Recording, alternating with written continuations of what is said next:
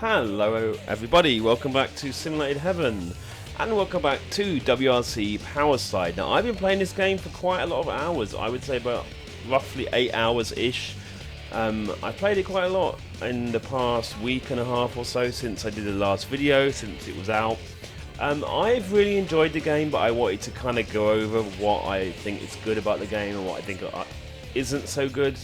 Not really an official review, but just kind of my final impressions, so that if any of you guys are interested, you know, hopefully it'll give you a good idea about it. Now, the first thing I would say, the single player, it is kind of fun. I've enjoyed it. There is quite a nice variety of tracks. The graphics of the tracks is nice for the most part. It's a bit of a grind though. To get through all this content, it's a bit of a grind because you need to win all three classes on every stage if you want to unlock every track and if you want to unlock every car. Now, what was happening was, for example, if I was in the first stage of Monte Carlo, that was obviously unlocked, and then I would have to go into the second stage and I'd have to have a look. What are the requirements to unlock this? Because sometimes it would say, oh, you need to win stage 1 in a class 2 car, or sometimes it will be in a class 3 car, or you know, there'll be all these different kind of requirements. So that was a little bit annoying, that I'd have to go into the next one that I want to unlock to see what the requirements are first, so that I make sure I'm meeting that if I'd like to unlock it. You kind of expect in these kind of games that things will just kind of unlock naturally in order, but it's not really like that in this game, and it can make it a little bit grindy. But what I was doing was I was working through all of the rallies, and when I got annoyed with that, or you know, if I got bored of that, I would then start to go back to the earlier rallies and I would start to fill in all of the gaps with the different classes, and I've found that helped me to break it up enough. Anyway, let's do the Wales Rally Stage 1 Class 2, because I do actually need that. Now, it is kind of a nice feature that you can unlock all these cars. There are a lot of cars you can unlock. So yeah, I think that is very good. I'm gonna go with this one.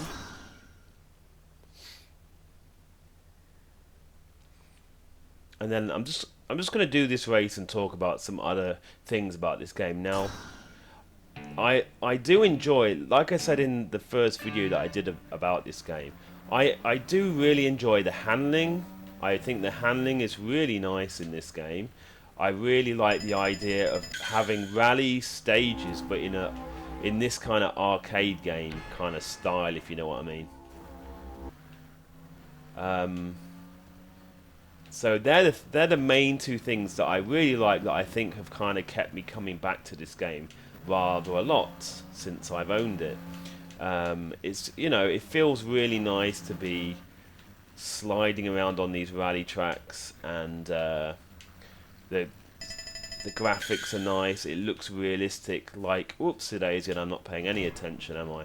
It looks realistic, like a real rally stage and all that. That there are kind of differences in surfaces, so sometimes you may have a dirt surface like this, sometimes a gravel one, and they all feel slightly different. So yeah, that's a good thing, and the handling is good as well. Like I said, it's kind of arcadey, but it feels kind of nice. You can slide the car around. I like it.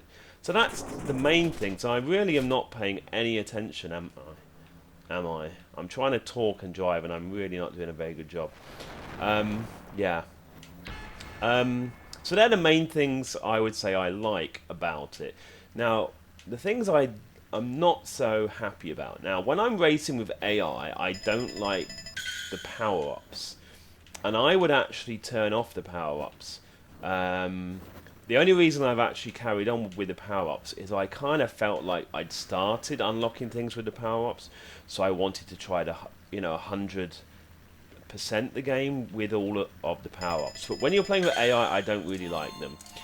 One thing I don't like is sometimes the AI will instantaneously like enable a power-up as soon as they get it. Literally, as soon as the icon appears that they have it, they'll have already enabled it, which is kind of annoying, especially when you get the shield one.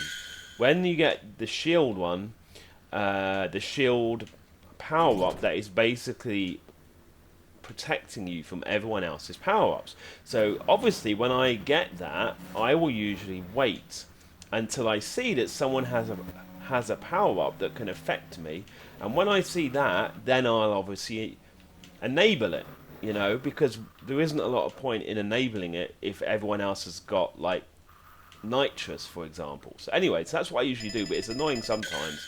You see, like in this situation, and sometimes they'll literally enable their thing as soon as they get it, so it can be annoying.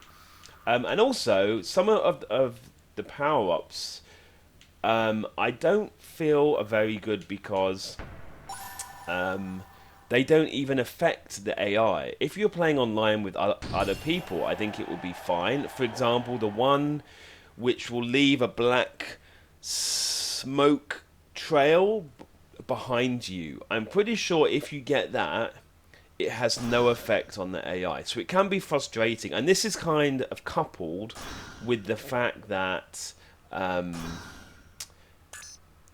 that it would appear, and I wasn't paying attention, this is class 2 one that I need, yes it is.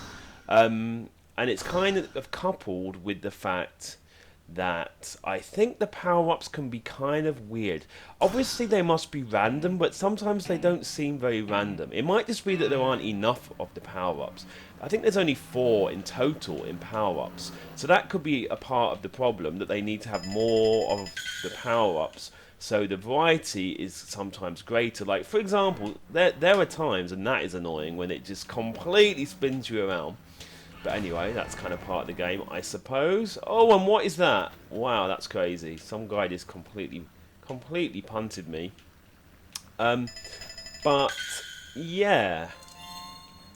Sometimes I'll go through an entire stage and I will get mostly one of the power-ups. I get the same one again and again, and it can be really annoying, especially if it's a power-up that's not very helpful, you know, that doesn't really affect the AI. And if they are all getting the good ones that are, you know, kind of slowing me down, and I am getting a lot of the ones that are not very good. So yeah, I find that they're not very random, the power-ups, or it might just be there aren't enough of them. So those things kind of coupled together can be kind of annoying, really. Yeah.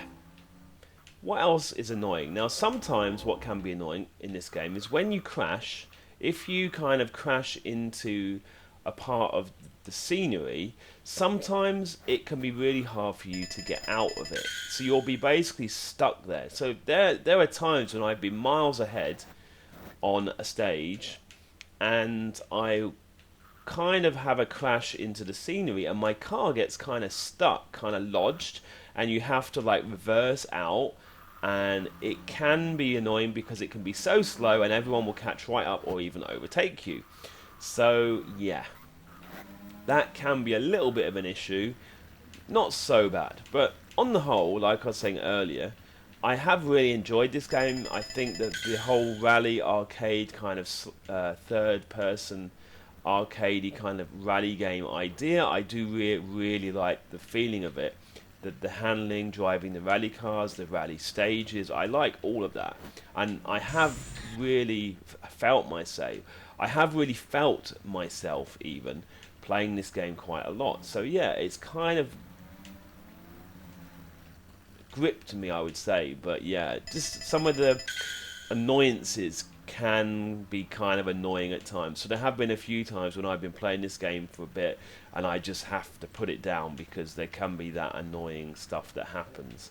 I haven't really tried the online that much because actually there was a problem with online.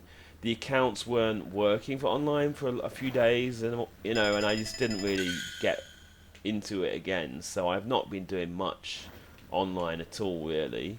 But I'm I'm pretty sure that this game would be relatively fun online, but I just have never really tried it enough to properly comment on that. I can't really think of anything else. I mean, I think that basically rounds up my feelings on the game. I would overall give it like a 7 out of 10, I would say. I mean, I found it really fun. I would say that because it only cost me $8, and I've probably spent roughly 8 hours in the game, so that's like $1 an hour. Like, seriously, I think it's a really good game for the price that I paid. I have an interest in the material, so I think that's one of the reasons that it has kind of held me. But it's just kind of a shame because I think it could have been a really, really good game. I think right now it's a decent game, but if they'd thought a bit more about the power-ups being a bit more detailed, a bit more complicated, and if that whole system had worked a bit better, maybe that would have made the game more interesting. And I think a lot of people have just been like turning off the power-ups, and then it basically it's more like a pure kind of racing game, but like a rally arcade style. Yeah. So there you go. I can't really think of anything else. That does round up my opinions on this game. Of course, if you have any specific questions about this game, you can leave a comment and I will try to get back to you. So there you go. Thank you for watching, and I'll see you guys in the next one. Thank you and goodbye.